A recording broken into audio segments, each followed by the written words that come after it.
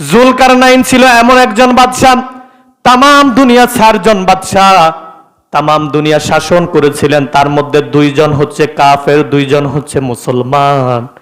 ওই 2 জন মুসলমানদের ভিতর একজন হচ্ছে জুলকারনাইন। সুবহানাল্লাহ পড়েন। এরপর আপনি তাদেরকে রূহ সম্পর্কে বলেন, আপনি তাদেরকে রূহ সম্পর্কে বলেন। ইয়াসআলুনাকা আনির রূহ কুলির রূহু মিন আমরি রাব্বি।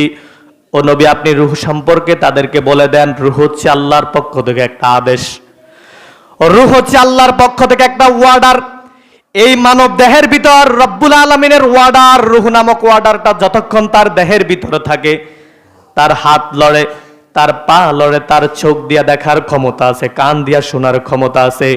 রব্বুল আলামিন যেই দিন তার রূহ নামক ওয়ার্ডারটা তার শরীর থেকে বের করবেন, ওই দিন তার হাতও থাকবে, পাও থাকবে, চোখও থাকবে, কানও থাকবে। রব্বুল আলামিন যখন তার ওয়ার্ডারটার রূহ বের করে নেবেন, ওই দিন হাত পা থাকা সত্ত্বেও চলার কোনো ক্ষমতা নাই। তাকেই বলে রূহ। এই 3টা প্রশ্নের জবাব দেওয়ার পর কাফেরদেরকে আবার ডাকা হলো, আবু বকর তুমি তাদেরকে আবার দাওয়াত দে আসুক।